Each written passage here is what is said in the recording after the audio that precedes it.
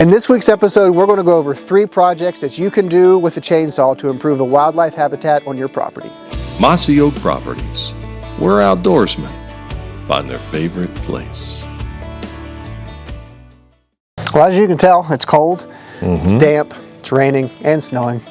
Overall, pretty gross outside. What is one way that we could get our blood pumping and wake up these woods this time of year, and in the process, improve wildlife habitat? Oh, hands down. One of our favorite things to do, other than maybe control burning, is start up some Stihl chainsaws. That's right. Nothing wakes up a sleepy wintertime woods like the scream of a chainsaw. And that's what we're going to talk about in this week's video, are 3 projects that you can easily accomplish yourself with a chainsaw to improve the wildlife habitat on your property. We're going to talk about crop tree release, when, where, and how to accomplish that. Wildlife openings, Erich's favorite motto, creating cover that equals food, that you can easily do with the chainsaw. And maybe my favorite practice with a chainsaw in this time of year is invasive species control. Obsessive. All these things that are great to do this time of year. It's cold, it gets our blood pumping, it eats up that time until the spring turkey woods. And in the process, of course, we're improving the wildlife habitat on our property, which is the name of the game. Yeah, there's no better tool out there than fire and running a chainsaw that can create cover that equals food, as Cody mentioned. I mean, just give wildlife a home, and also those food, the value that it produces for those wildlife, all species. Yeah. That's the best thing about it. It's not just a deer and turkey type of thing, or a ruffed grouse kind of thing. We're talking salamanders, we're talking bugs that we don't even know the name. Songbirds, butterflies. Yes, everything. Yeah. In a chainsaw this time of year, you know, we're kind of on the downside of hunting season. Yeah. You know, most of Ohio goes till like June. Anyway, so it's like forever. But no, this is the time, as Cody mentioned, you know, we're kind of in the dog days of, you know, it's tough to get motivated, especially on a day like today. But no matter where you're at, we can get things done in this dormant season. Yeah, you said it well. These are the dog days of winter. Here are the dog days of summer. The dog days of winter are when the days are short, it's cold. But this time of year, as wildlife managers, this is when we can really have the greatest influence on wildlife and the habitat on our property. This is when we can make hay. This is when we get to get out, stretch our legs. And for both of us, one of our favorite tools is the chainsaw, and that's what we're going to discuss in this week's video. Now, when you go out there, you have to decide what you're trying to accomplish on your property. Now, am I more concerned about wildlife and not necessarily the financial aspect of things, or am I more after the financial than the wildlife? Because that's going to determine the type of cut that you do around an oak tree. Now, let's just talk for this conversation. We're just going to be dealing with wildlife aspect of it. So we go out there, we find a tree, that's an oak tree, and usually this time of year, and most of the neck of the woods, especially the younger oaks, they will continue to have leaves on them, and that helps you to identify. So basically, it's sunlight management once again, letting the sunlight hit the forest floor. We have the eruption of food, but same thing, it goes to these trees. We're looking for energy, more food value for the tree.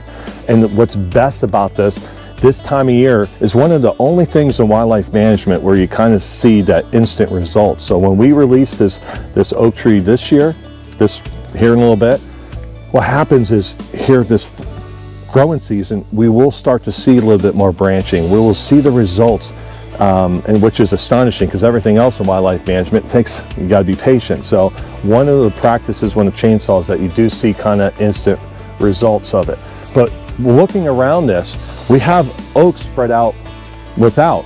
So one of the things that's like, what tree do I cut? Now again, we're talking about the wildlife aspect of things. So when you cut all the way around an oak, what happens is sunlight does hit that tree, and we do get more branching. More branching means more limbs means knots, so the value reference to the financial aspect of it is going to be down. But again, we're talking wildlife value. So we're looking at trees, and you have to play judge and jury when it comes to what trees am I going to cut around it to make this specific tree grow even better.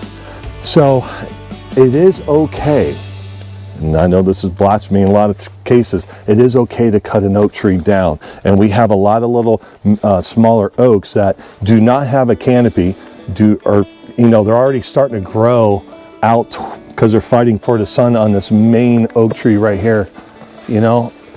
So we have this oak tree right here. We have an oak tree here it's growing out away from the main tree. So what we would do is we're looking for trees that's affecting this main tree, this main producer, and we're going to release all the way around it. Now, if we're talking about the financial version of it, we would only cut a little bit around it, just enough, let a little bit more sunlight hit that tree. So basically, you're playing judge and jury. It's simple as that. It's just cutting trees around the main tree so sunlight can hit it, so it grows more acorns, and also, again, all wildlife species, we're talking about more leaves, more leaf litter. Yeah, so crop tree release, it's one of my favorite TSI strategies this time of year. And everything Erich said is spot on, and you accomplish a number of different things just cutting around one oak tree. More sunlight for that tree means more branches, which increases mass production for this oak species, but also cutting out around it, you're still letting a little bit of sunlight hit the forest floor, opening the canopy, so you're going to get some native grasses, native shrubs, native briars are going to take the place of those trees that you cut as a result of that added sunlight. So cutting down one tree, you're helping an individual tree, the tree that we are releasing, adding more sun to, but we're also putting cover on the ground from the tops of the trees that we cut. Stump sprouting. There are some cherries behind Erich that we would cut when we're releasing this tree, will be stump sprouts, mineral stumps for white-tailed deer. So it's an endless number of benefits that happen from just helping one oak species. We're helping many different plant species, and as a result, many different wildlife species in the process. Now, our next topic we're going to be discussing is invasives. Now, there's a lot of things that keeps Cody up at night when it comes to invasives, and it's not Japanese stilt grass, not multiflora rose, autumn olive, bush honeysuckle. Oh no, it's the tree that keeps him up at night the most, the one and the only tree of heaven. Ailanthus tree, also as Erich mentioned, inappropriately named the tree of heaven. It is not a tree of heaven, it is a tree of hell. But invasive species control, we can get a lot done during the winter with our chainsaw, with a bottle of herbicide when it comes to managing non-native invasives. And I know on my property, Erich's spot on. Before I bought it, it's almost like somebody planted ailanthus trees, which is what we're standing beside here. But this time of year, with a chainsaw and herbicide, as I mentioned, we can really get ahead of invasive species because we can identify the non-natives this time of year. And if you're unsure about the non-natives on your property, contact a local biologist, private lands biologist, or a forester, and have them walk your property with you so that you can learn which species are non-native and which are invasive, because an ailanthus this time of year looks similar to a poplar tree. During the summer, the leaf structure looks similar to a walnut. So first step is to identify the species on your property, which are native, which are non-native, and which are invasive. But this time of year, I love it. I take great joy and satisfaction in killing non-native invasive species. And with a tree of this size, I would cut it, flush cut it all the way down and treat the stump with herbicide. It's called a stump treat. Application with herbicide, you're just treating the outer couple inches of the stump with herbicide. You don't have to treat the entire stump, just the outer ring, the cambium layer, and that tree is dead, doesn't know it yet. I do it with ailanthus, autumn olive, bush honeysuckle as well. Bigger trees, or trees that I don't want to fall in a certain direction, or I don't feel safe cutting, whatever the case may be, that just a tree that I don't want to cut down, I'll double girdle it and also treat it with herbicide. Again, speak with a forester or a biologist. They can point you in the right direction for which herbicides to use, at which rates, and at which time of years. It varies across the country, but this process and this application applies wherever non-native invasive species are present, from the deep south all the way up north. With a chainsaw and a bottle of herbicide this time of year, you can kill non-native invasive species, which is always going to be one of our goals when it comes to wildlife management. It's cool because this time of year, while plants are dormant, and we kill this tree, all the natives around it are going to respond immediately this following spring, this growing season, in a couple of months, because we kill this tree. And the process of TSI is the same no matter our methodology. We're allowing more sunlight, more resources for the plants that we want to exist and thrive on our property, and in this case, it's not non-native invasives, and it's our native vegetation. Now, we define habitat as food, cover, water, and space. The last one I mentioned, space, is usually the one that kind of gets left out of the equation. Now, we do want space in our woodland environments, which we're standing in, but not large scale like what is behind me. Now, if you're standing on your property and you can kind of see through, especially this time of year, hundreds of yards or even 100 yards, it kind of what we refer to as a biological desert, So again, you don't want to go out on your property and chainsaw and cut everything down. That's not what we want to do. Again, diversify, using the word habitat. Now, one thing that you can do is create, if you don't have enough to have a logging company come in and do some cutting and strategically placing of that, you can do it yourself with chainsaws, as we've been mentioning throughout this video. Now, you can go out there with some friends or or what have you, and go out there with a goal. Lay it out on a piece on a map and try to figure out to create these things called wildlife openings, just miniature type of clear cuts, if you will. And if you strategically place this, it'll help your hunting. Okay, but just talking wildlife management aspect of it, these things just create so much life. It creates diversity, all the things that you're trying to create on your property. Now, what we would do in this environment, again, we don't necessarily going to cut the oak trees, the more desirable trees, because you don't have to. We're just cutting the non-desirable trees. Now, behind me, if I told you, hey, we're going to I want you to create a 50-yard circumference of, a wildlife opening, which again, we're going to be cutting everything down, let sunlight hit the floor. There's a lot of trees that we're going to be cutting. No, you want to just look up what trees are limiting the sunlight hitting the forest floor. So instead of like 40 trees, you might only be cutting 10, okay? So you're just looking up, seeing what trees are stealing the sunlight, hitting the forest floors. And again, you're trying to cut the more non-desirable trees. Now, if you're all in oaks, you're going to have to cut some oaks down. But more or less, you're just creating again, a miniature clear cut. You're just looking for food value. You're also looking for pounds per acre. And the benefit for wildlife, not just our game species, as Cody and I always talk about, which is very beneficial, but just the non-game community as well.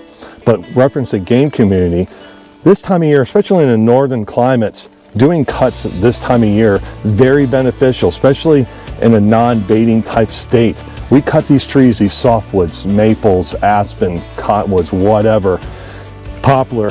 You're letting all the food, where's the food? It's all up on top. You cutting these trees down, very beneficial for the white-tailed deer, grouse, etc. So you are, again, when it comes to chainsaw management, whether it's invasives, whether it's crop tree release, we can't look at it as, okay, yeah, this is the goal for the future, but the results of it now is incredible. Just cutting the tree down, yes, it's for down the road, but the benefits for wildlife happens as soon as you cut it. It's absolutely amazing. When you start out in this journey of wildlife management, you think you're just accomplishing X, Y, and Z. Yeah. The game species that we're all after. But once you start educating yourself on the benefits of what a chainsaw can accomplish, oh my God. Yeah. I mean, it is absolutely incredible when you allow yourself to be open-minded. And I tell you what, I've always said, the problem is we're one species oriented. When you allow yourself to learn about a different species of wildlife, and you concentrate on that, more than likely, especially when it comes to woodland environment, you can accomplish more and better things for the white-tailed deer that you're trying to accomplish, because it's micromanaging. Yeah, no, it's really cool. I mean, if I'm honest with myself, a lot of the decisions that I make are influenced by two species, white-tailed deer and ruffed grouse. But as you mentioned, like once we start to peel back the layers, and with the chainsaw, like I said, you wouldn't really think about a chainsaw during the winter and how it can create habitat for pollinators, caterpillars or butterflies or migrating songbirds, but you're doing exactly that with a crop tree release. You're doing exactly that with a wildlife opening, a miniature clear cut, all those wildflowers and other herbaceous plants that are going to flower throughout the spring and summer. Your goal may be to create habitat for the white-tailed deer, create a situation that you can hunt deer successfully, but in the process you're benefiting deer, turkeys, grouse, songbirds, butterflies, bees, caterpillars, the gamut. It's so cool and it's so amazing. exciting. It really is. Yeah. But yeah, it's just, again, going out there, educating yourself, reference to how to even run a chainsaw correctly. There are so many courses out there. Contact your state division of forestry. I mean, my son, I've done it, my son has done it, and you know, now he thinks he's Paul Bunyan's out there cutting, got the 30-inch bar, you know. Anyway, but no, there's so many classes out there. Put your man card aside or ego that you can run. Safety first, get the right equipment, and go out there and just have a plan. Cody mentioned it earlier in the video. Go out there and have a plan. Just don't go willy-nilly. I watched a YouTube video, now I'm an expert. Yeah. Don't do that. Think it through, take your time, and enjoy yourself. You will see benefits when it comes to wildlife. Mossy Oak Properties, where outdoorsmen find their favorite place.